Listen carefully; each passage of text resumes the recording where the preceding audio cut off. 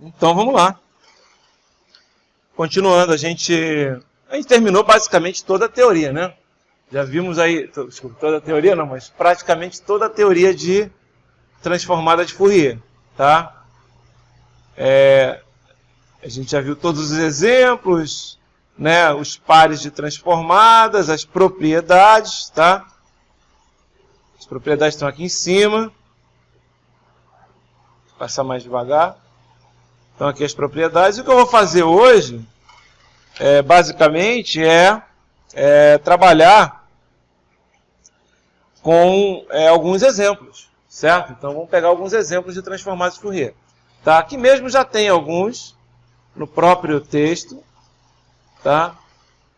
Mas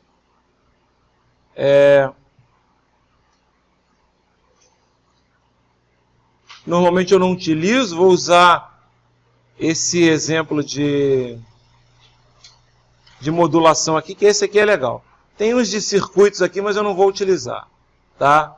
Então, aquilo que eu falei, né? Um dos principais exemplos, tanto que a primeira coisa que vocês veem quando a gente vai trabalhar com sistemas, com princípios de comunicações, é a transformada de Fourier, né? Então, por que é usado isso? Porque aquilo que eu falei, o teorema da modulação é um dos mais importantes na transformada de Fourier, tá? E isso acontece porque, né, você consegue o quê? Você consegue transmitir uma frequência mais baixa embutida numa frequência mais alta. Esse aqui, ó, essa modulação que vocês estão vendo aqui, a gente chama de modulação AM. Modulação em inglês amplitude modulation, né? Então, se você coloca em português, é modulação em amplitude. O que essa modulação faz? Né? O que ela faz é basicamente isso que eu vou escrever aqui, ó. Não é isso aqui, assim, a teoria básica de modulação em amplitude é isso, ó. O sinal modulado, vou até usar um outro valor, ó. O sinal modulado seria o G de T, seria o M de T, que é o sinal que você modula, que multiplica um VC, porque eu vou usar a mesma nomenclatura que ele está usando aqui, cosseno de ômega CT, certo? Né? O que você está fazendo? Você está multiplicando uma senoide de amplitude VC, tá ok? E frequência WC por um sinal M de T, certo? Esse M de T, ele vai ter o maior valor, né, que você tiver de frequência dele, digamos assim. Se você for pegar o espectro dele, né? Como é que é o espectro de um sinal, né? Se ele é um sinal qualquer, né, um M de T, o espectro vai ser um M de ômega, certo? Um M grande de ômega, que é a transformada, digamos assim, de Fourier do M de T. E ele diz o seguinte, vamos supor que seja um sinal que tem um espectro, por exemplo, assim, né? Ele vai de menos ômega M até mais ômega M, né? Onde ômega M é a maior frequência que o sinal tem, certo? Ele não tem uma frequência muito alta, ele tem uma frequência baixa, né? Considerando aqui que isso aqui são baixas frequências, né? Como assim? Considerando que são baixas frequências, nem sempre serão baixas frequências? Próximo da frequência zero serão, na maioria das vezes, baixas frequências mesmo. Porém, né, tem que lembrar que isso aqui depende muito do que claro, o que estiver perto de zero é baixa frequência, não tem jeito. Mas cuidado que às vezes você pode estar numa escala ali no gráfico, né? Em vez de ser uma escala de hertz, é uma escala de megahertz, de terahertz. Então até, teoricamente, umzinho, né, pode ser 1 terahertz. Né? Mas tudo bem, próximo de zero, aí vai ser pequeno mesmo, não tem jeito. Tá? Então ele está falando isso, é que quando você usa o teorema da modulação, ó, deixa eu ver se está aqui em cima, só para vocês lembrarem qual é o teorema da modulação, ó, o que acontece, né? quando você tem o teorema da modulação, aqui, ó.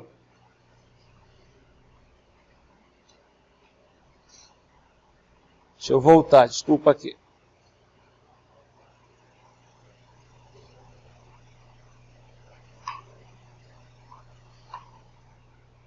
Tá aqui, ó. Teorema a propriedade, né? Que na verdade a gente fala que é uma propriedade, mas é um teorema, né? Você consegue demonstrar, né? Aliás, eu não sei se ensinaram isso a vocês, né? Vocês sabem a diferença, né, do teorema para o axioma, né? Esse axioma é uma coisa que você toma como verdade absoluta, entendeu? Então, se você usar geometria euclidiana, você fala que as duas retas no espaço euclidiano nunca vão se encontrar, mas não tem como demonstrar isso. Entendeu? Isso é um axioma. O teorema você consegue demonstrar, tá? Aqui essa propriedade a gente consegue demonstrar que seria o teorema da modulação. O que é que a propriedade diz? Ó, o que ela está falando. Se você pegar, né, um f de t, presta atenção, um f de t, está aqui, ó, e multiplicar ele por um cosseno de ômega 0t, e esse aqui é um ômega 0 qualquer, né, o que vai acontecer? Né, e aí você faz a transformada disso, né, o que vai acontecer? Se você tem o f de t, né, automaticamente, pela transformada de Fourier, você tem um f grande de ômega.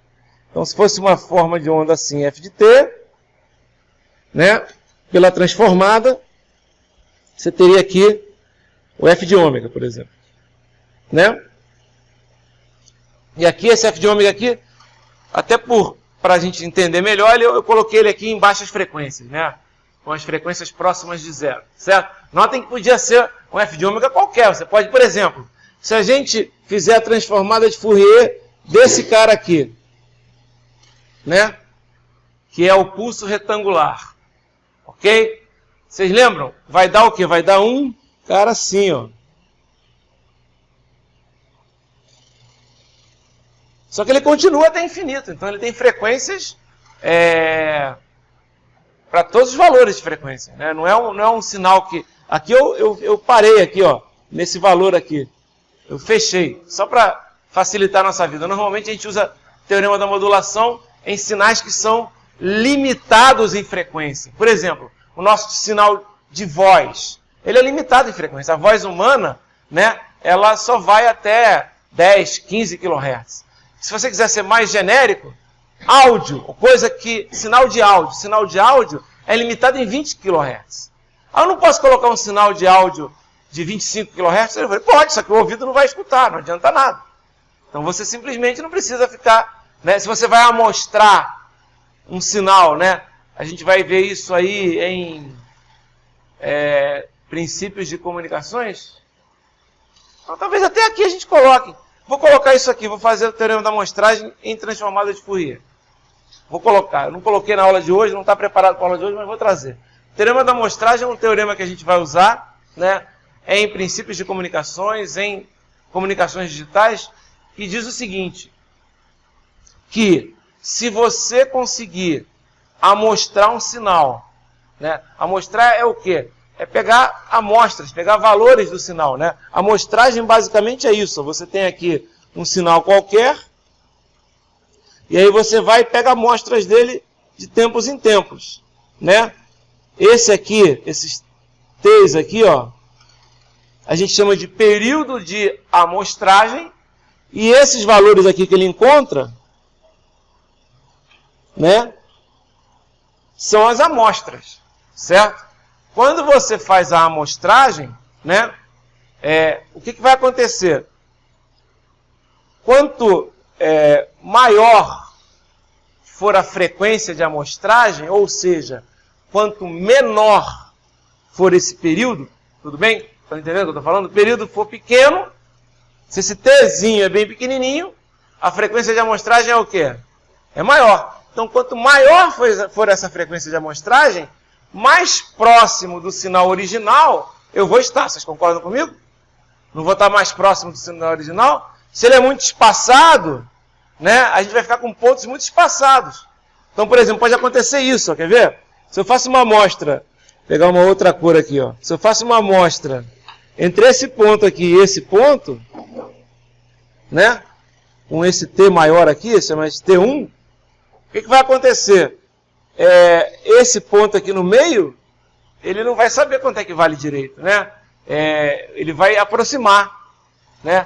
E aí, essa aproximação pode fazer com que o sinal amostrado seja muito diferente do sinal o quê? Do sinal original. O que seria ideal? O ideal seria você amostrar um sinal de forma em que você não perdesse nada.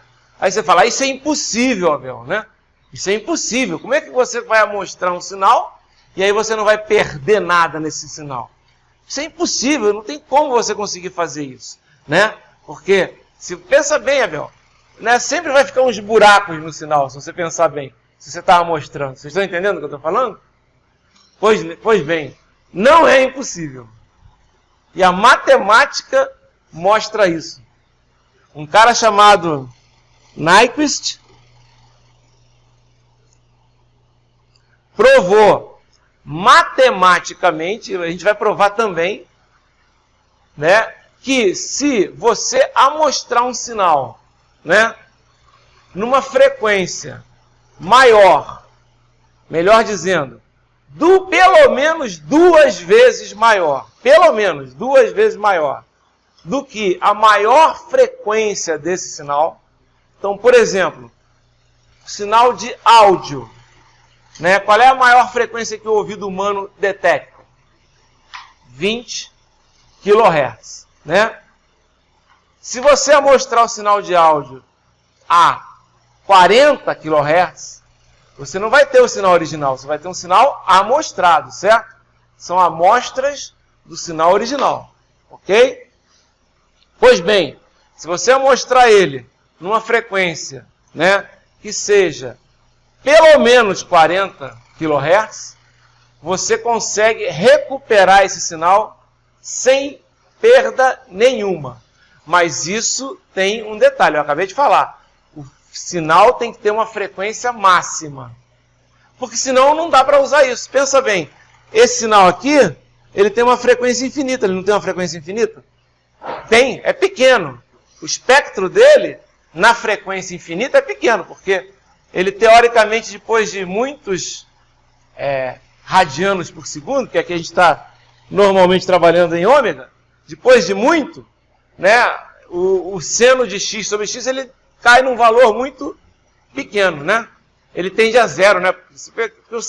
O seno de x sobre x, que é o sinc, né? O que é o sinc? Ele não é seno de x sobre x? Então, o que acontece? Se você... tá ok. Se você estiver trabalhando com um sinc de x sobre x, ele é um valor que ele até fica grande quando x tende a zero, que dá 1. Né? Seno de x sobre x, quando x tende a zero, dá 1. Mas quando o x tende a infinito, vai dar um seno sobre infinito. O seno, qual é o maior valor que o seno pode ter? 1. Né? Em módulo, é 1. Né? Ele pode ser menos 1 e pode ser 1. Então, em módulo dele, o maior que vai ser o quê? É 1. O infinito, 1 se divide para o infinito. Tende a quanto? Tende a zero. Então, é uma frequência infinita, né? O seno de x sobre x, que é esse espectro aqui, ele não tem nenhuma componente, digamos assim, né? Então, a gente não pode fazer o teorema da amostragem para amostrar, né, com perfeição, digamos assim, um sinal que tem frequência infinita. Mas, por exemplo, esse sinal aqui, ó, pelo espectro dele, dá para perceber que ele tem frequência finita. Vamos supor que a maior frequência dele seja Wm.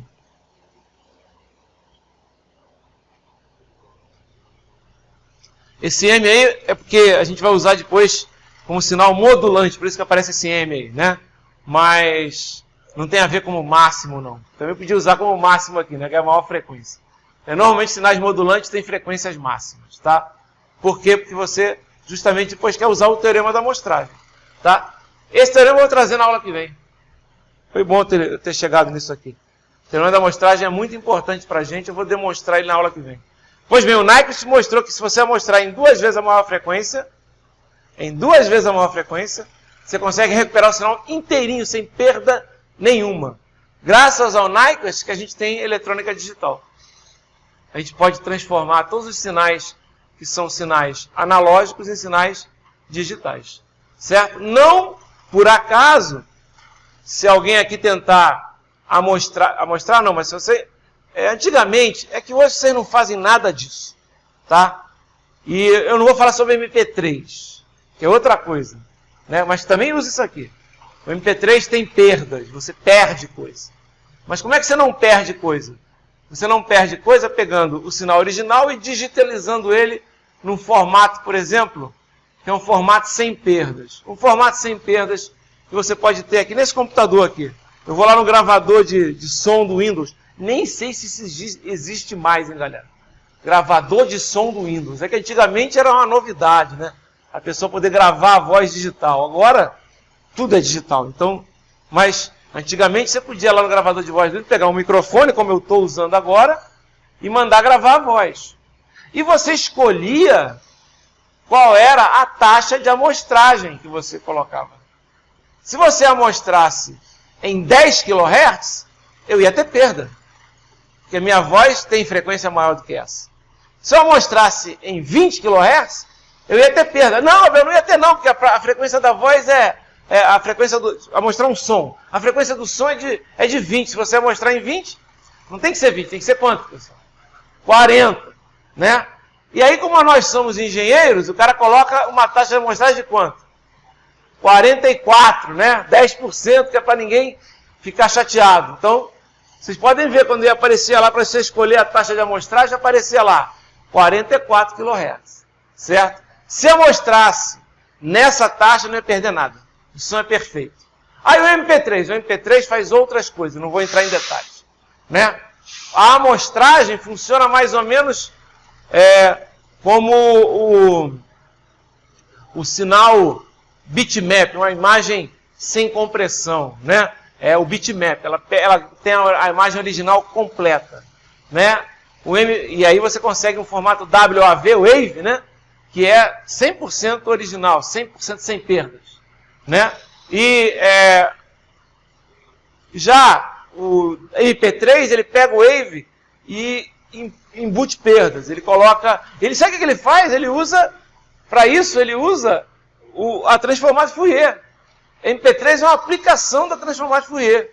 Ele faz a transformada de Fourier da onda do sinal original de áudio. E aí o que ele faz? Ele vê pelo espectro, por exemplo, se eu tenho um sinal de áudio original cujo meu espectro é uma coisa mais ou menos assim, ó. Só como exemplo, o que acontece? Porra, esse sinal tem mais frequências naquela faixa ali. Vocês viram aquela faixa? Tem mais frequências ali. Se ele tem mais frequências ali, o que o MP3 faz? Ele amostra aquelas frequências com maior qualidade.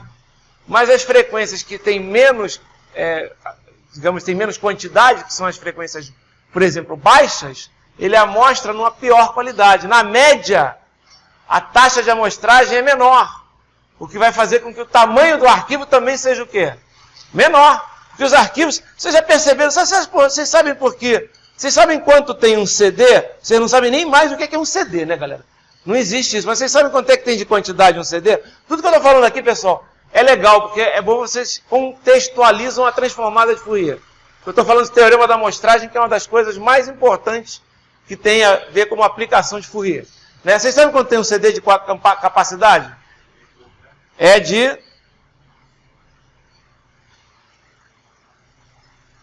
650 megabytes, mais ou menos. Ok? 650 megabytes. Tem de 700, tem de 800, mas ele foi criado para 650 megabytes. Tá legal? DVD, 4,7 gigabytes. A galera não sabe nem o que é CD. CD foi para áudio, DVD foi para vídeo, tá? DVD single layer, 4,7 GB. Double layer, 8,5 GB. Tá ok?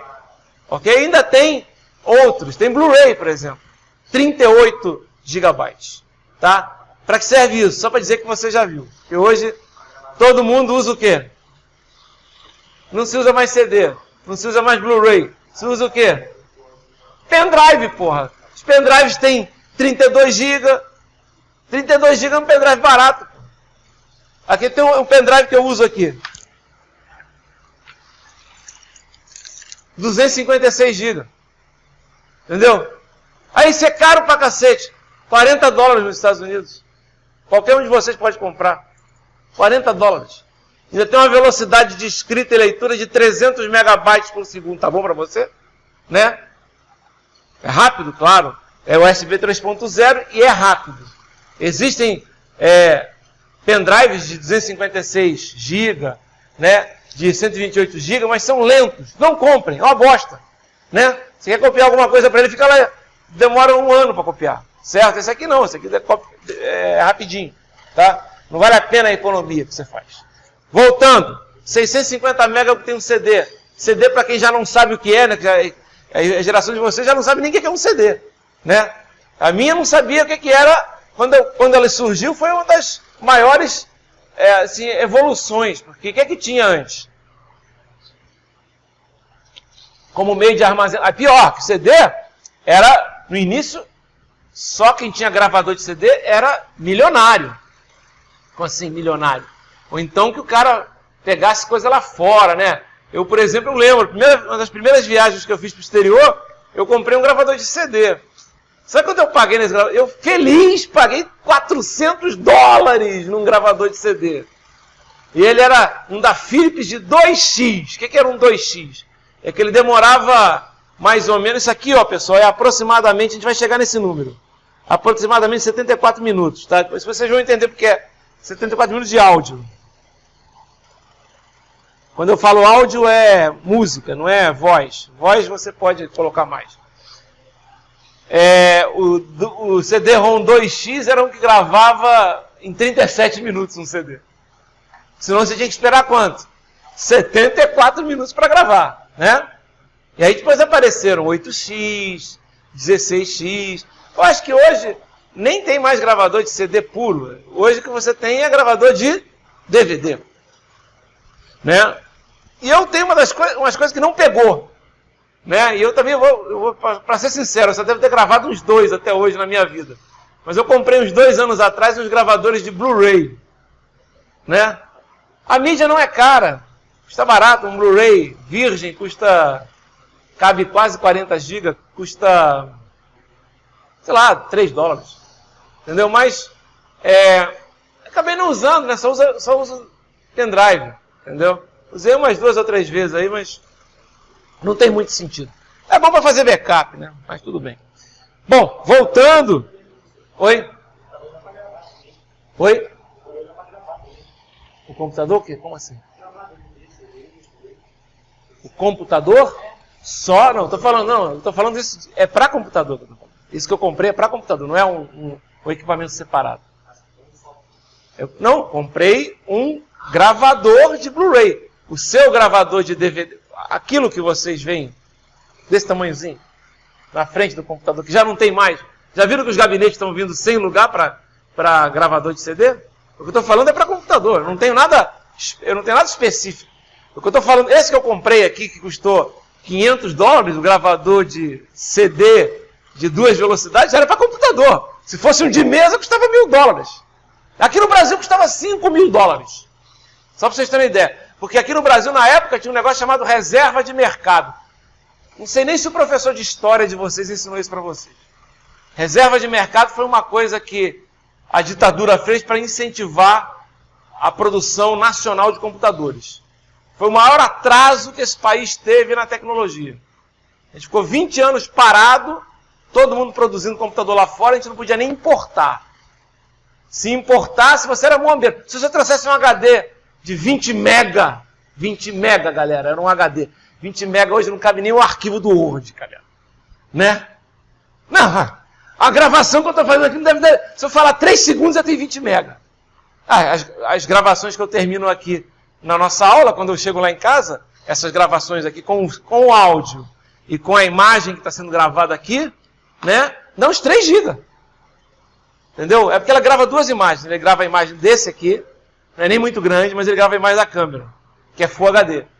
Entendeu? Então, realmente é grande. E é 1 hora de gravação Aí você pega, coloca tudo lá no programa, lá, renderiza e sai um arquivo grande também. Só que no YouTube, normalmente você não precisa nem se preocupar, que ele vai fazer streaming. O que é o streaming? É fazer em tempo real o download, digamos assim. Basicamente é isso. Legal. Voltando, quero chegar no negócio, mas não consigo, porque eu estou falando um monte de coisas que são relacionadas a isso. Ok. Né? Voltando, como é que chegou esse 650 MB para o CD? Vocês sabem? Olha que coisa interessante, quer ver? Olha que coisa interessante. A voz humana, o áudio em si, né? Ele tem 20 kHz. Certo? 20 kHz. Então, você vai usar o quê? Você vai usar uma frequência de quê? A gente viu, de 40 kHz para a gente não perder qualidade no áudio. Ok? 40 kHz. Ok. Eu vou tentar chegar de uma maneira aproximada, né? Para não fazer muita conta. 40 kHz, vamos botar 44, que é o que acontece na realidade. Que é o tal do mais 10% de segurança. O que quer dizer 44 kHz? Quer dizer que a cada... Preste atenção, o que é 44 kHz, pessoal? Vocês sabem o que é isso? É 44 mil amostras por segundo. Ok? São 44 mil amostras por segundo. Que amostras são essas? São valores. São valores. Né? Como assim? Ele está lá, ó, isso aqui é um valor. Isso aqui vale quanto? Sei lá, vale 3 volts. 3,3 volts. Isso aqui vale quanto? Isso aqui vale 4,7 volts. Isso é um sinal de áudio. Ele é representado por uma coisa que varia a tensão de acordo com o tempo. O que o microfone faz é isso. Ele pega... O que é áudio? Né? Áudio, sinal de áudio.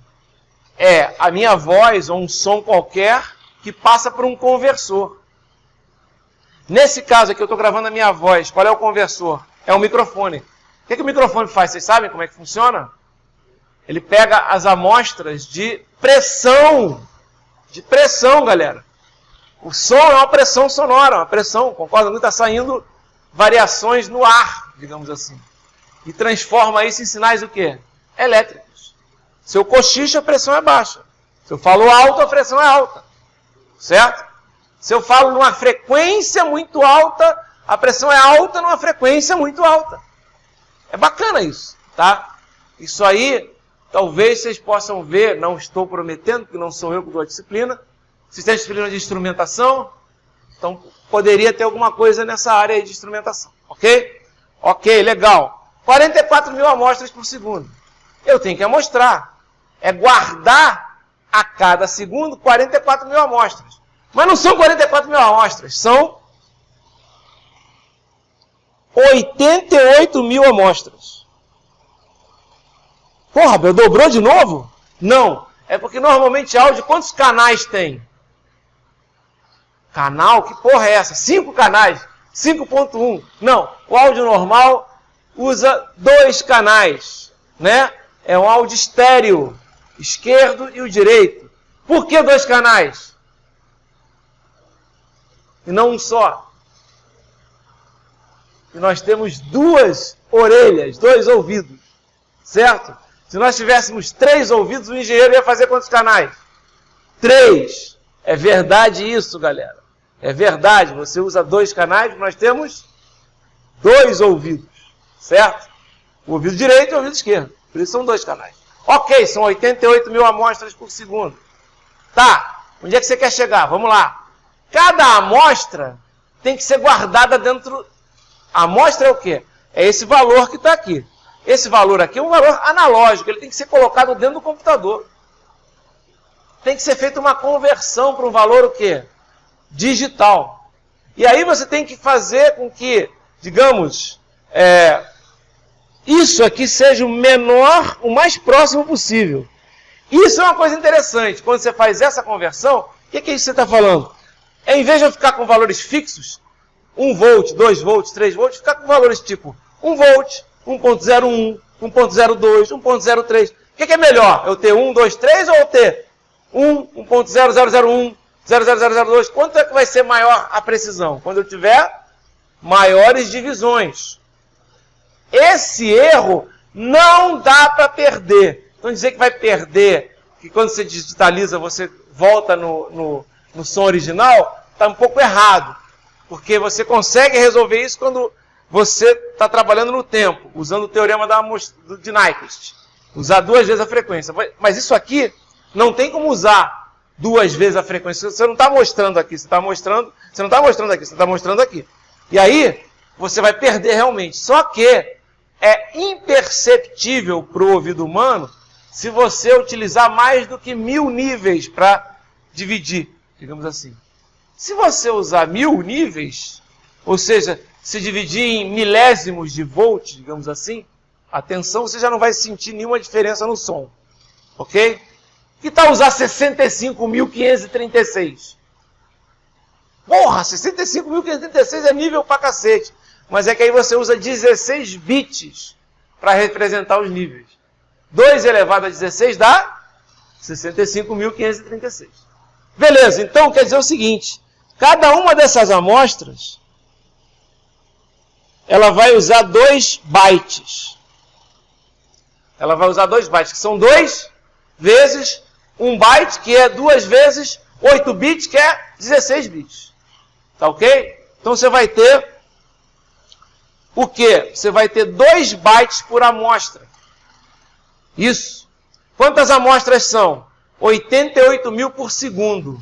Então, cada segundo que você está gravando com a qualidade máxima, que você não perde nada, você gasta 176.000 bytes. Ok? Cada segundo é 176.000 bytes.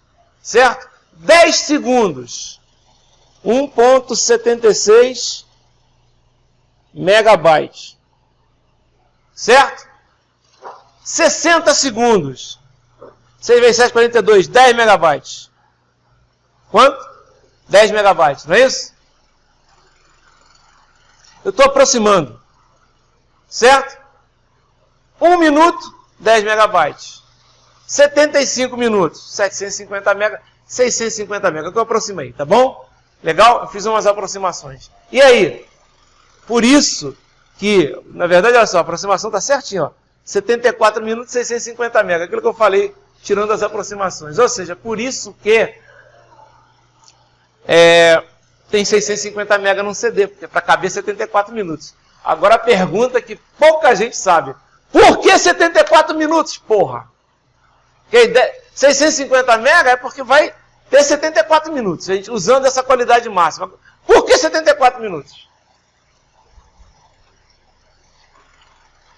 É porque é a duração da 8ª Sinfonia de Beethoven. Eles queriam gravar direto num CD sem ter perda nenhuma. Essa é a pergunta que pouca gente sabe, mas é isso aí. Tá ok? Podia ter sido, era até que melhor que fosse mais, na verdade. Tá ok? Mas depois colocaram mais qualidade. É porque aí o vídeo surgiu, meu amigo, e aí você tem que fazer muito mais informação, né? O vídeo é bidimensional, galera, não é unidimensional. E o vídeo é megahertz, não é kilohertz. Né? Então a coisa complica muito mais. Por isso que chegou-se DVD, né? E assim por diante. Hoje nem se usa mais nada disso. Tá? Pô, falei pra cacete, mas eu acho, é tipo eu acho que essa é uma coisa que não é cultura inútil, não. Eu acho legal, porque você entende um monte de coisa que você vê no dia a dia, e que se um dia quando você tiver um filho, né, você pode contar essa história para ele vai gostar. Entendeu? Legal? É uma história que o engenheiro eletricista, em eletrônica e telecom tem que conhecer. Legal? Professor, tem alguma diferença na amostragem de áudio para MP3 não amostra. O que ele faz, alguém já amostrou antes. O MP3 ele pega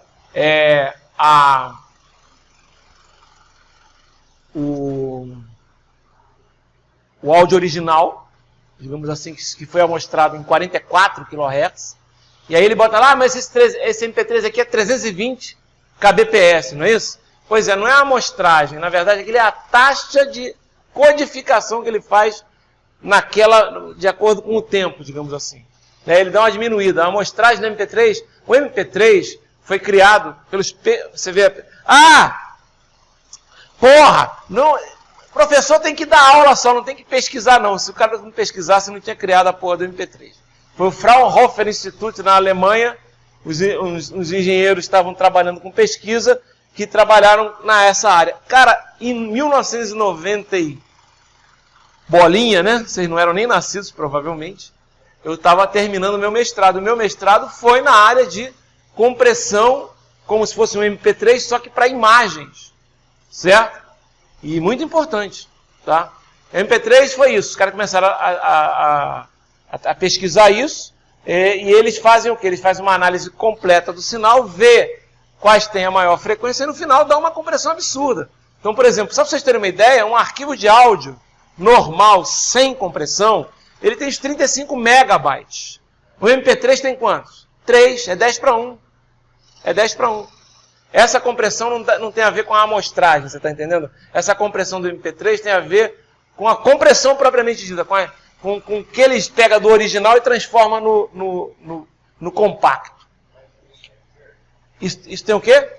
Tem perda? Sim, tem perda. Todas têm perda. MP3 tem perda, ponto. MP3 tem perda. Tem. Ah, mas 320 eu não noto nada. É porque nossos ouvidos são as merdas, graças a Deus. Se eles fossem bons, a gente tinha que fazer uma tecnologia. Nosso olho é muito melhor do que o ouvido. Então a gente tem que tomar muito mais cuidado com o olho. E mesmo assim ele é burro, ainda bem. Como assim ele é burro? O nosso olho, se você colocar 60 quadros por segundo, ele acha que é movimento. Ele acha que é movimento. Ah, mas eu vejo sombra. Mas fuder, vê nada, rapaz. 60 quadros você não vê nada. É que o teu monitor, qualquer coisa lá no jogo, não está mostrando os quadros todos. Não está vendo. Né? Aí é diferente, é que o monitor não está conseguindo mostrar, é outra coisa. Você vê sombra por causa disso. E vê por causa do fósforo. Não vou nem entrar em detalhe. Por isso que inventaram a televisão. Nosso olho é burro, mas é melhor, é muito melhor do que o nosso ouvido. O nosso ouvido é horroroso. Né? Ok? Mas nosso olho é burro. Você pega um olho de animais que conseguem ver 300 quadros por segundo. Entendeu? Para ele, se ele olha... não normalmente os mamíferos, mas alguns insetos conseguem fazer isso. Porque tem milhares de olhos, etc. É uma loucura. Mas tem perda, tá? Tem perda. 320 kilobits por segundo é muito bom para MP3. A perda é baixa. Né? Uma perda na faixa de 4 para 1. Né? Já 128, a perda é alta. 64 é uma bosta. Né? Aí você começa a perceber. Se você pegar o original e pegar o 64, você começa a perceber. Entendeu? Você fica ruim o som. Porque ele começa a cortar a frequência, que é importante. Entendeu? Tem que lembrar disso. A compressão do MP3 tem a ver com as frequências do áudio que você está ouvindo. Se você começar a diminuir muito, porra, fica ótimo. O tamanho do MP3, pô, 40K. Pô, que beleza. Vou encher. A gente até fazia isso na época que não tinha espaço, né, galera? Agora, né, é o que eu falo. Hoje, a gente só está se ferrando, né? A gente só está gerando dados. A cada 2 anos, nós dobramos a quantidade de dados que nós temos no mundo. É uma progressão geométrica, é uma coisa absurda. Entendeu? Antigamente, estou viajando na maionese, mas é que o assunto é legal. Por exemplo, antigamente, quando você pirateava um filme na internet, o filme vinha, ele era um DVD RIP, né? Que ele era um filme que originalmente era um filme na qualidade... Você sabe qual é a qualidade de DVD? Você sabe qual é a qualidade de DVD? 480 linhas só, galera. Essa é a qualidade de DVD, acredite se quiser. 480 linhas. Pode ser 640 colunas ou pode ser 720, que é o mais normal, que é o formato, digamos, wide, tá? Mas 720 colunas, não é linhas, não. Isso é o DVD padrão. Aí, isso foi, né? O upgrade foi o Blu-ray. Blu-ray é quanto? Né? Tem DVD que tem até 1080, mas não é o padrão, certo? É isso mesmo. O DVD padrão é 480 mesmo. O que acontece? O cara fazia um DVD RIP, ele fazia uma compressão naquele sinal de vídeo, colocava na internet um filme que em vez de ter 4.7 GB, ele ficava com 500 MB. E você baixava lá todo feliz no site de torrent, né? Torrent é uma coisa relativamente nova. Tem a época do Emule, né? Vocês pegaram isso, né? Talvez, né? Tinha o Emule, né? Que tinha que ter servidores. Né? O emule, o problema é que você tem que ter servidores espalhados, aí o pessoal que combate a pirataria foi mais fácil fechar. Os torrents é mais difícil, porque você não tem servidores baixando, você tem simplesmente cada máquina é um servidor, etc. Mas no torrent, o que eles foram então? Eles foram nos indexadores de torrents, que são, pô, há pouco tempo, caramba, perdemos os nossos maiores indexadores de torrents do Brasil, vai fazer 1 ano agora. Né, os grandes foram todos embora, CP Turbo, né, o Lockshare, foram todos embora. A Polícia Federal chegou, deu uma batida e prendeu todo mundo. Entendeu? E eles não, a princípio, eles não tinham pirataria. Eles faziam o quê? Eles indexavam computadores que faziam compartilhamento. Mas sem eles, ferrou, você não consegue achar o torrent. Né? Bom, o que acontece naquela época? Era 500 MB. Isso já mudou. Agora, os 1080 que você baixa, é 10 vezes isso. Né? Tem 5 GB de tamanho. E você está tranquilo. Pô. Claro, naquela época a internet era discada. Né? Hoje a internet... Porra, hoje um cara aqui em Maringá, que é um lugar... Não todos os lugares, mas, por exemplo, Copel é uma internet privilegiada no nível Brasil, galera. Entendeu? Você... tem um contrato antigo da Copel, por exemplo, que nem eu tenho, quando os primeiros a entrar, eu pago 200 e pouquinho, 219 reais, né? E tenho 500 mega para baixar e 250 para subir.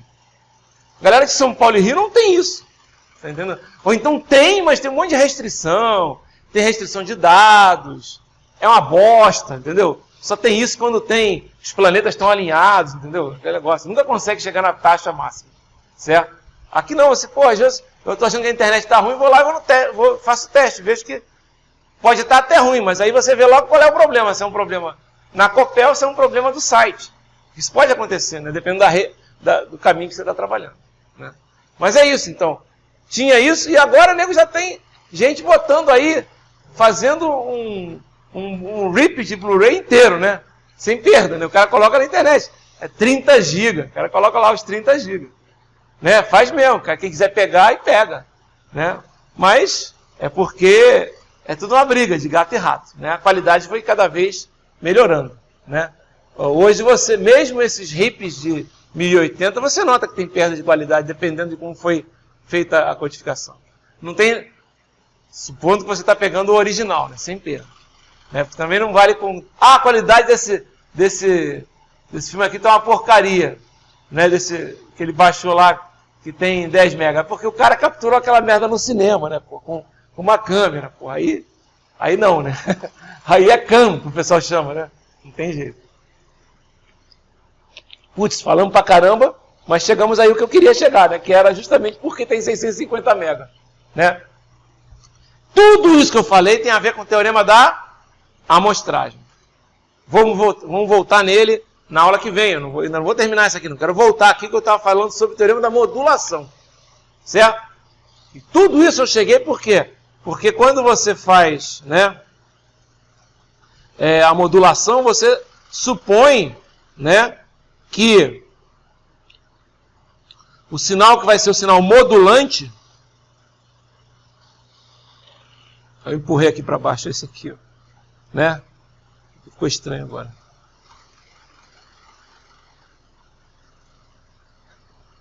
Não vai. Ah, vai. Não. Deixa eu fazer uma coisa aqui. Deixa eu ver se eu consigo puxar isso aqui para cima. Ah, beleza, consigo. Estava falando desse cara, né? Eu estou falando da modulação porque o sinal que vai modular, ele tem uma frequência máxima. É uma coisa interessante porque é uma das coisas que importa aqui. Essa frequência máxima, porra, por que a gente está falando de teorema da modulação, que é voltando agora ao nosso assunto de transformar de Fourier, do teorema da modulação? Por que você está falando isso? Cara, porque o que acontece é que quando você trabalha... Ah, fiz besteira aqui, peraí. Agora vai dar certo. Ah! Era aqui que eu estava. Deixa eu pegar esse cara agora também aqui. Ok, baixa ele. Desculpa aí, galera. É só uma questão de arrumação.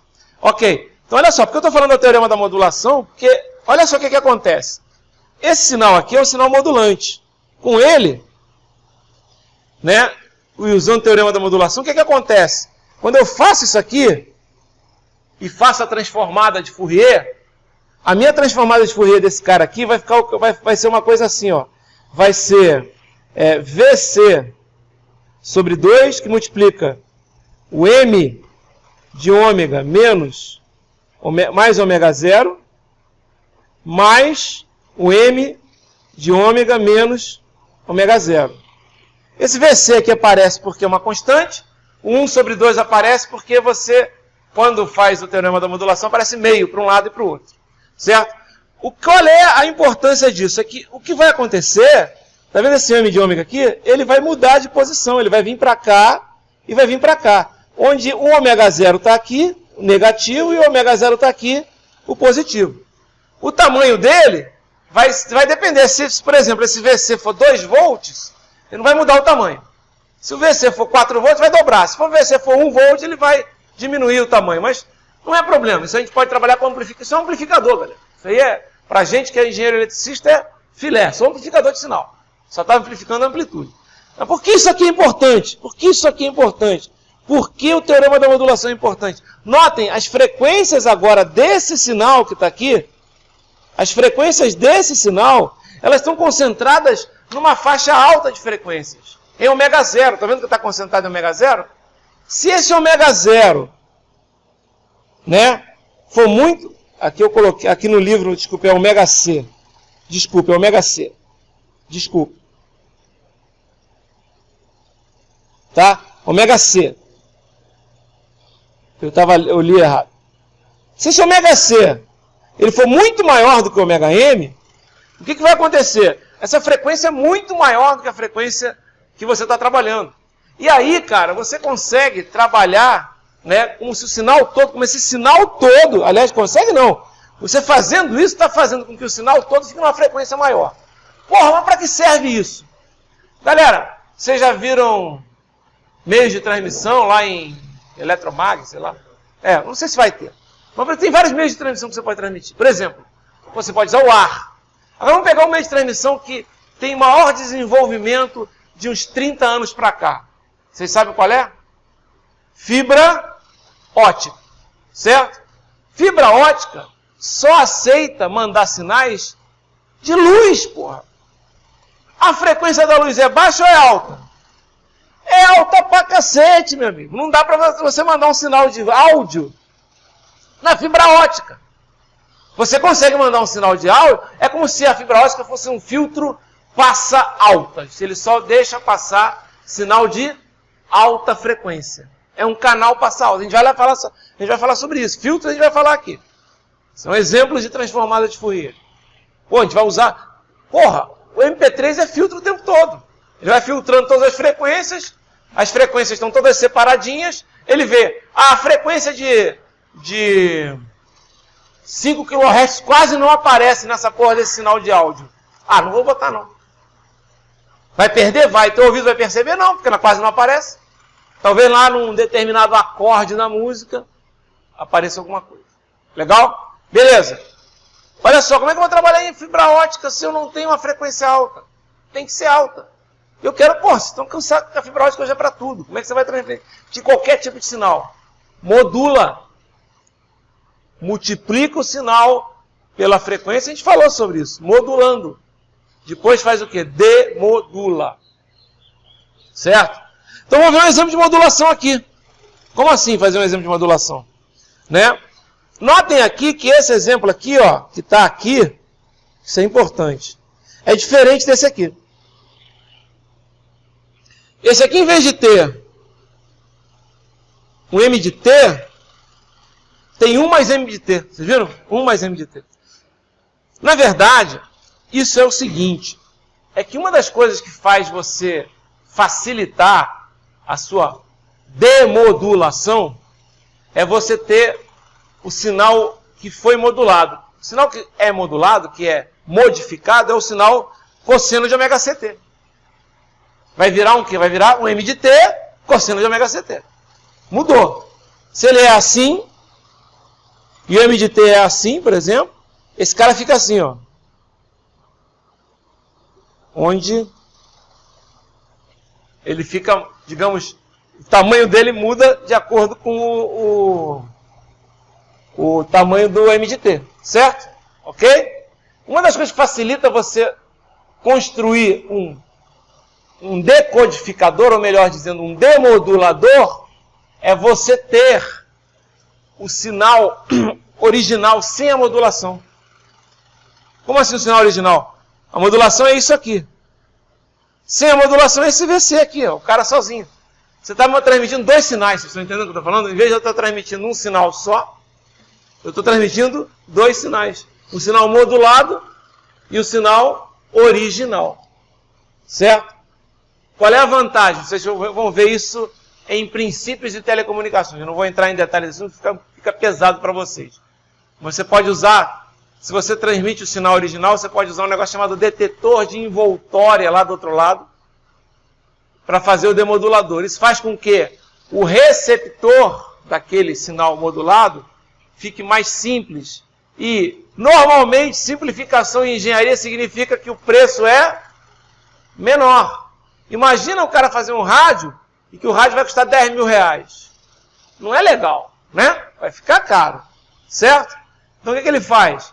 Faz um rádio mais simples. Ah, mas aí na hora de transmitir, o equipamento de transmissão é mais caro. Mas, porra, transmissão a gente trabalha em broadcast. Broadcast quer dizer o seguinte, um cara transmite para uma porrada de gente.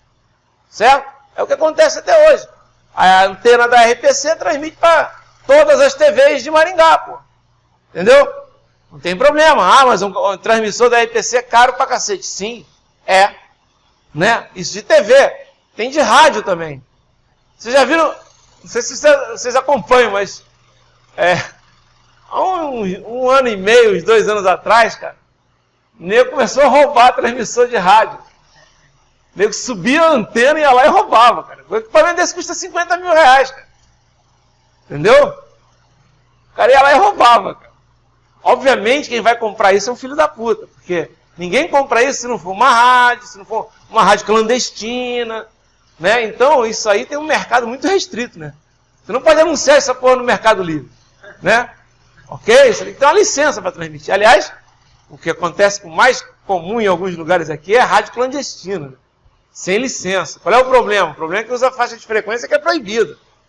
Aí o cara está lá, chegando lá, fechando a aproximação final para o aeroporto de Congonhas, né, que é a P, não sei o que, de repente, começa a tocar um sertanejo no avião. Né? Por quê? Porque interferiu na frequência de comunicação de rádio dos pilotos. Esse é um problema da rádio clandestina. Ele fica todo feliz, né? Pô, o cara colocou um transmissor aqui na favela, só toca música legal e não tem anúncio. Não é assim que a coisa funciona, né? Transmite para todos os lados, né? Isso aqui é um problema menos comum aqui em Maringá, né? Mas São Paulo e Rio são um problema sério. Bom, então por que ele coloca esse 1 aqui nesse exemplo? Porque se você transmitir o sinal, que a gente chama de portadora, que é o sinal que vai receber a modulação, você facilita a construção do receptor. Então a modulação que todo mundo fala padrão AM, né, é essa aqui, né, que é a modulação que tem a portadora, né. A modulação, digamos, que seria mais intuitiva é essa aqui, ó, em que você não tem a portadora. Você simplesmente tem um sinal e o sinal modulante, tá ok? A modulação AM, que o pessoal fala, não fala mais nada, é isso aqui mais um VC cosseno de ômega CT, só ver. Você pegar isso aqui e colocar o M de T em evidência, vai dar justamente 1 mais M de T. Tipo, colocar o cosseno de VC, cosseno de ômega C em evidência, vai dar o quê? Vai dar 1 mais M de T. Certo? Ok? Essa aqui é o AM. E essa aqui tem nome? Tem. A gente chama de, aqui no caso, a princípio é uma DSB, você transmite os dois lados do espectro, né? SC. SC quer dizer sem carrier, que é a portadora, né? Ou suppressed carrier, ou seja, sem portadora. Mas aí o pessoal usa em inglês mesmo, SC, né? É a mesma coisa, Dual Sideband, que é o DSB, ele usa os dois lados, você pode transmitir. Você concorda que esse cara aqui é o espelho desse cara aqui? Então para que transmitir os dois? Transmite um só e reflete do outro lado. Entendeu? Aí é o SSB. Entendeu? SSB, não tem nada a ver com coisa de computador não, viu? SSB, é Single Sideband. Tem nada a ver com SSD de dado, né? Que é Solid State Drive, né? Que é o disco rígido que se usa hoje em dia, né? Está acabando, né? Não existe HD SSD, né? É SSD o nome, né? Assim como o HD não é o nome correto, não é HD, é HDD, né? É Hard Disk Drive, né? Então, disco rígido, né? Legal. Porra, falou pra cacete, Abel. Falei, cara. Falei, mas porque isso aí chama-se contextualizar a disciplina. De vez em quando tem que fazer isso. Senão vocês acham que vocês estão aprendendo uma porrada de coisa que não serve pra nada. Eu fiquei aqui quase, sei lá, talvez até mais de uma hora só falando de aplicação, tecnologia, tudo que vocês estão... É que a gente não vê porque a gente acostumou, mas está tudo ali. Modulação não vai acontecer. Não tem como a modulação. Ah, eu estou aprendendo modulação, para que essa porra? Se hoje eu trabalho... Filho, transmite áudio em fibra ótica. Vai sem modulação. Vai lá, transmite. Vai lá, meu. Vai lá, campeão. Manda brasa. Transmite aí. Né? Como é que você vai transmitir? Não pode. Fibra ótica não vai aceitar a transmissão. Não foi feita. Por isso que fibra ótica é legal. Porque como ela trabalha em frequências altíssimas, a taxa de informação, os bytes que podem ser transmitidos, são altíssimos. Certo? Aí você vai ter uma fibrinha desse tamanho. É melhor do que um cabo desse tamanho. É que vocês não vê, nem vão ver. Né? Aqui acho que em Maringá nem tinha tanto telefone para isso, mas quem já morou numa cidade grande, aí, às vezes via o pessoal da telefônica, cara, dava até pena. O cara chegava e tinha um problema num cabo enorme. Um cabo desse tamanho, cara. E você fala, pô, essa porra é um cabo sólido? Não! Tem milhares de pares trançados. O telefone é um par de fios, galera. É um par de fios. Aquela merda tem que vir por algum lugar. Né? Vinha por um cabão desse tamanho, que é dividindo, amplificadores. Às vezes o cara tinha lá para tirar aquela merda, cara. Aquela coisa, tinha umas soldas de chumbo, dava um trabalho. Hoje não, hoje toda essa cabearia total aí foi acabado. O nego vai com fibra ótica para todos os lugares. Tudo bem, ainda tem par trançado em alguns lugares. Mas vai para todos os lugares e chega na porta da sua casa, usa o cabo convencional. Né? Em alguns casos não, fibra ótica vai até o teu apartamento. Pelo menos a minha da Copel veio até a minha casa. Né? Mas a da NET, por exemplo, ela vai até a entrada do seu edifício e lá sobe coaxial, que é o padrão da NET. Coaxial é melhor do que par trançado, mas é pior do que fibra ótica. Certo? Mas pega a frequência alta, então não acha que está perdendo alguma coisa porque você está usando o da NET. Entendeu? Agora o par trançado padrão, o limite é baixo. 10 mega, 35 mega no talo. 64 mega se não tiver, né, se tiver bom tempo, né, como é que é? São Pedro quiser colaborar, mas o ruído é grande, entendeu? É um par trançado, né? Aí você vê um dos problemas que eu tive, que eu acabei mudando para a Copel, é porque a GVT, que era par trançado na minha casa, o armário era longe demais. E como isso aí tem a ver com o quadrado da distância, é exponencial a perda. Ficava ruim, eu assinava 10 mega, porque não tinha mais do que isso. Tinha, né? Tinha até 35 mega, mas eu só podia assinar 10. E só chegava com sorte 5.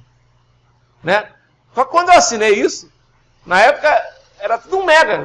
Ou seja, na época a GVT estava arrebentando, só que depois ela não fez mais investimento. Entendeu? E agora, internet, agora é vivo, né? Mas deve ter tudo fibra agora. Todo mundo está passando para fibra, que é difícil você fazer tem que jogar todos os cabos fora, tem um custo ecológico, inclusive.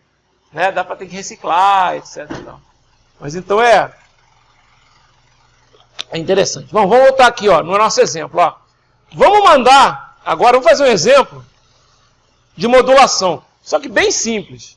Como assim bem simples? Ó, nesse caso aqui, porra, isso. Nesse caso aqui, ó, O espectro deu como exemplo, eu usei um espectro aqui triangular, né? Tá ok? Ó? Um espectro triangular. Né? Tem espectro mais simples? Tem. Por exemplo, ó, se você tiver um sinal que seja um sinal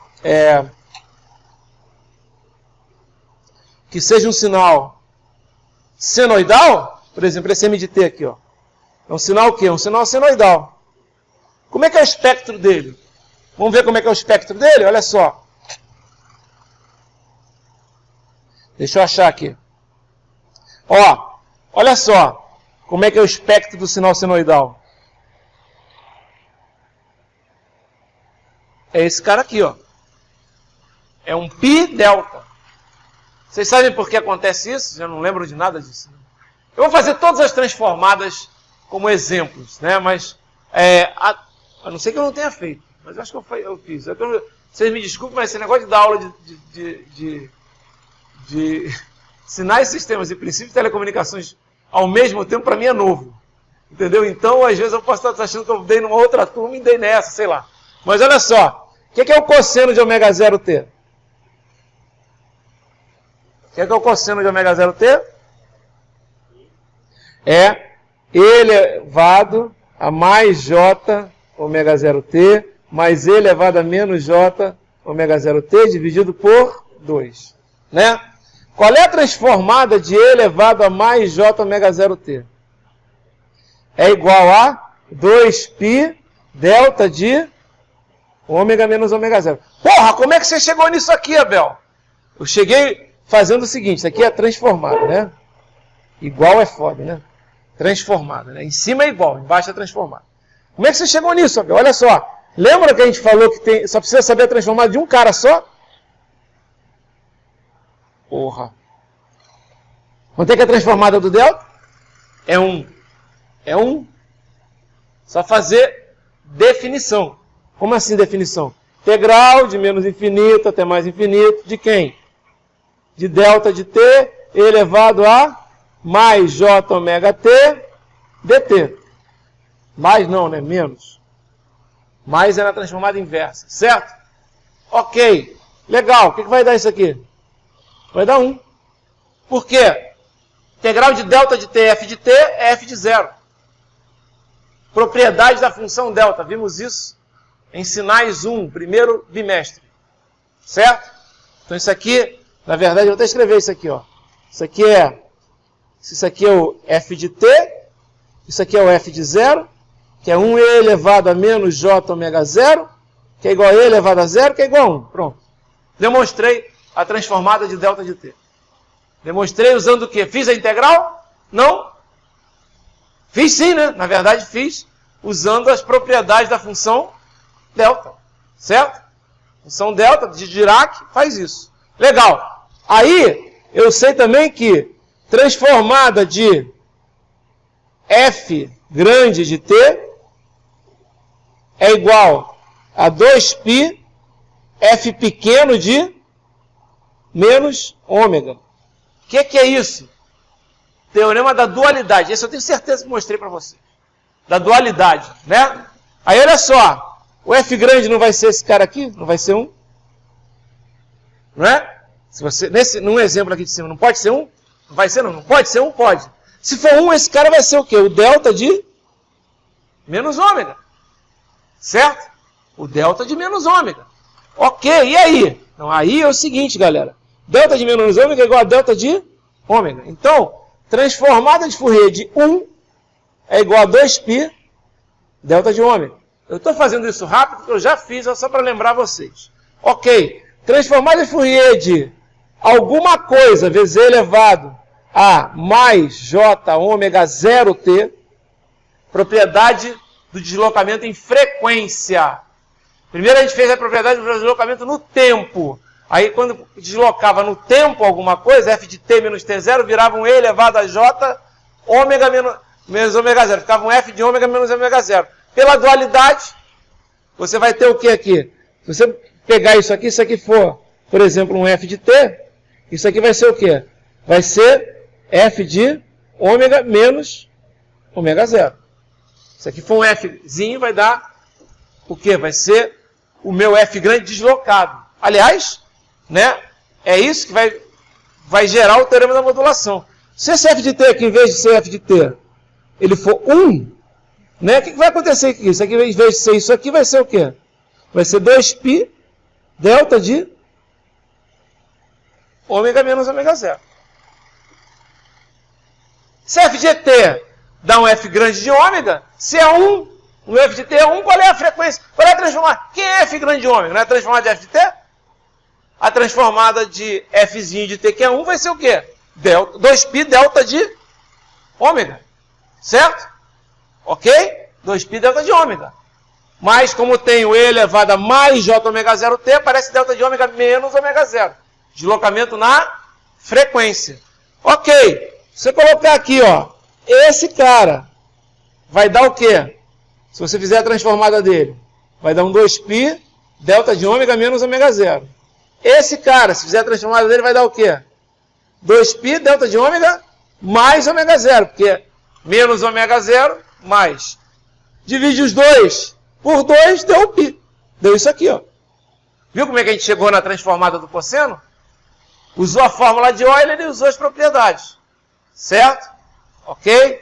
Beleza. E aí? E aí eu sei o seguinte, ó. Que a transformada desse cara, ó, justamente aqui, ó. Se esse cara é um cosseno de ômega mt, certo? Se esse cara é um cosseno de ômega mt, ok? A transformada dele é esse aqui. Tá? Onde? Isso aqui é o quê? Um delta de quanto? De ômega menos ômega m. Isso aqui é o quê? É um delta de ômega mais ômega m. E está faltando uma coisa aqui que o desenho do livro não fez. Não faz tanta importância, porque ele está mais preocupando em mostrar as frequências. Mas está faltando o tamanho desse delta. Se isso aqui é um cosseno puro, vamos supor que seja um cosseno vezes multiplicado por b. Certo? É um cosseno multiplicado por b. Qual é o tamanho desse delta? É b delta? Não, é b pi delta sobre 2. Não, desculpa, não é sobre 2 não, é assim mesmo. Sobre 2 era que fosse o e elevado, desculpa, é esse mesmo. Tá ok? É isso mesmo, tá? Estou usando a transformada do outro lado lá. Se for b vezes cosseno aqui, ó, olha aqui, a transformada, ó. B vezes cosseno vai dar um bπ. Certo? Bπ. Por que ele não colocou isso? Porque não interessava, ele queria mostrar o que ia acontecer. Olha só, a frequência desse sinal está aqui, ó, próxima do zero. O máximo que tem, na verdade, qual é o máximo? A frequência máxima é a única. A frequência máxima desse sinal é a única. Qual é a frequência dele? Ômega m. Certo? Mas é baixa, próxima de zero. O que você faz? Você pega uma portadora, C de T, porque M de T, sinal modulator, modulante, M de T. C de T, portadora, a tradução de carrier seria carregadora. Certo? Carrier, carregadora. Tá? Carregando algumas coisas. Porém, a gente usa portadora porque faz mais sentido. Você está portando, ela traz junto. Certo? Então, carrier em inglês, C de T, por isso que apareceu esse C. O que acontece? Qual é se eu fazer a transformada de Fourier dela, o que vai acontecer? Vai jogar, é igual de cima, pô. Só que esse ômega C aqui é muito maior do que quem? Do que o ômega M. Está muito longe do zero. E se eu fizer o que? Se eu transmitir esses dois caras aqui, ó. Como assim esses dois caras? Esse aqui, ó. Vou até botar aqui. Lembra que eu falei que é os dois? É juntando esses dois caras aqui, ó. O que vai acontecer? Ó, eu não vou nem botar B aqui, não. Aqui eu não vou colocar B. Mas aqui, ó. Quem é o tamanho desse cara? Quem é esse cara? Opa, desculpe. Quem é esse cara? Esse cara é VC. Lembra que ele é VC? VC cosseno de ômega 0t lá, ó. Olha o C de T aqui. Ah, esse aqui é o VM, ó. É o VM. Ah, então eu vou colocar o VM. Ó. Tem um VM aqui. Então aqui vai ser VM. E aqui vai ser VM também. Isso aqui é amplitude. Isso aqui eu só estou colocando para completar o desenho, entendeu? Não tem tanta importância. Legal. Esse cara vai ser o quê? Vai ser VC π de quem? VC π de delta de ômega menos ômega C. Certo? Todo mundo entendeu? Legal. E os dois juntos? Um multiplicado pelo outro, não é? Não vai ser ele mais um VZ? Olha só, aí você soma os dois sinais. Só que esse sinal aqui, ó, quando você multiplica por ele, esse espectro aqui, quando você multiplica por... Quando você pega VM, cosseno de ômega t, mt, que é o m de t, certo? E multiplica por VC, cosseno de quanto? De ômega ct. Você faz essa multiplicação, o que vai acontecer? Esse sinal que estava aqui, que valia VM, π, delta, certo? Ele vai ser deslocado. Para onde? Para esse ponto aqui que vale quanto? Ômega C. Para esse outro ponto aqui que vale quanto? Menos ômega C. E ele vai valer quanto? Quando você faz teorema da modulação, ele tira, né? Ele tira... Olha lá, ó. Ele bota o... Deixa eu botar o teorema da modulação aqui. Cadê ele? Parece, porra. Parece a tabela aqui. Ó, modulação. Então, aparece, ó. Ele dá uma dividida por 2. Lembra que eu falei que dá uma dividida por 2? Qual do cosseno, né? Na verdade, ele vai multiplicar por VC sobre 2. Ele está dividindo por 2, mas só se você multiplicar só pelo cosseno. Mas aí não é só o cosseno, né? Aqui tem quem aqui? Naquele exemplo, não VC? Aqui vai aparecer quem? VC. Entendeu o que eu estou falando? Então o que vai aparecer do outro lado aqui? Ó? Presta atenção. O que vai acontecer aqui no final? Aqui, ó, esse cara vai valer... Isso é importante vocês notarem o que está acontecendo. O que ele vai ser? Ele vai ser um VC... Desculpa, ele vai ser um VM, né? π, que já estava aqui, né? Delta de... Aqui, ó, esse cara aqui é ômega C mais ômega M. Então ele vai ser um delta de ômega menos ômega C mais ômega M. Concordam comigo? Se ele estivesse aqui, ele seria ômega menos ômega C. Concordam comigo? Se ele estivesse nessa posição. Não é isso? Isso aqui é ômega M. Isso aqui é ômega M. Então esse cara aqui é o quê? Ômega C mais ômega M. E esse cara quem é? Ômega C menos ômega M. Então olha só. Esse cara, a posição desse cara, vou botar até em verde aqui para não confundir. A posição desse cara, ele está onde? Ele está em ômega menos ômega C mais ômega M. Essa é a posição dele. Todo mundo entendeu? Essa é a posição dele. É a posição. Certo? Mas ele é um delta. Não é um delta? Então ele é um delta. Agora vamos ver o tamanho dele. Qual era o tamanho dele aqui? Não era VM π? Não é isso? Não é VM π? Quando é que ele vai ficar desse lado? Ele vai ser VM π. Só que vai ser multiplicado por quem? VC sobre 2. Esse 2 vem do cosseno. Então, o tamanho desse cara é VC VM π sobre 2, delta de ômega menos ômega M sobre 2. E quem é esse cara aqui?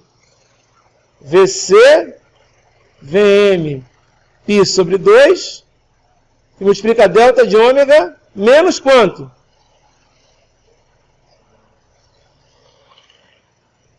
Que é o cara que está atrás. É a posição. É sempre ômega menos a posição, não é? Quando o deslocamento é para a direita. Não é isso? É ômega menos a posição? Não é isso, galera? Como assim, ó? Quanto é que é esse cara aqui? Delta de quanto? Quanto, galera? Menos 2, pô. Isso é sinais básicos. Legal? Entenderam o que eu fiz? Então, eu encontrei esse cara e encontrei esse cara. E tem os caras que são o quê? Que são os espelhos dele, do outro lado. Isso é o quê? Vou fazer aqui para vocês entenderem, ó. Isso é essa parte aqui, ó. Que é o espectro de quem? Que é o espectro desse cara aqui, ó.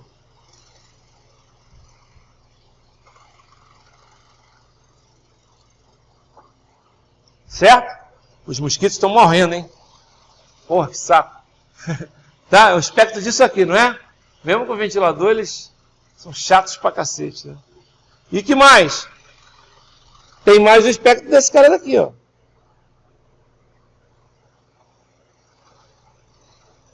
Que é justamente a multiplicação dos dois. Entenderam isso?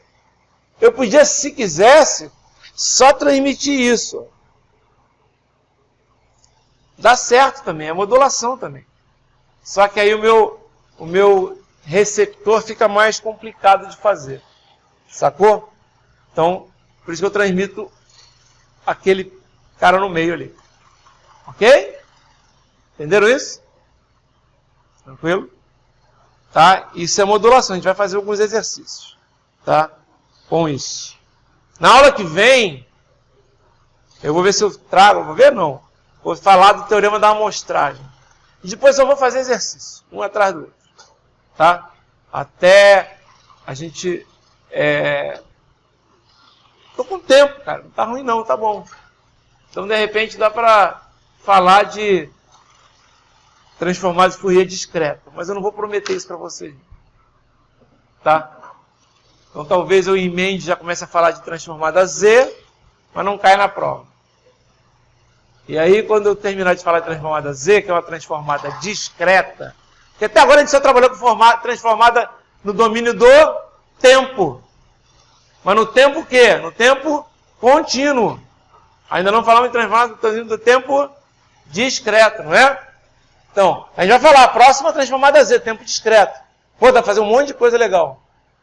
Os meus colegas engenheiros que foram trabalhar com economia só trabalham com transformada no tempo discreto. Como assim? Porque o que é o comportamento do sinal, por exemplo, valor do dólar, pontuação da bolsa, é um sinal tempo contínuo ou tempo discreto? Tempo discreto, galera, é por dia. A variação na bolsa é no dia 1, no dia 2, no dia 3, não é no dia 1,37,5. Não tem. É onde ela abre e onde ela fecha. E aí você faz isso, a gente chama de série temporal. E aí trabalha com tempo discreto. Um monte de colega meu foi trabalhar com isso aí. Quer dizer, caras que foram contratados para trabalhar em companhias do mercado financeiro e foram trabalhar com essa parte de pesquisa mesmo. Tá? Alguns até não estão aqui.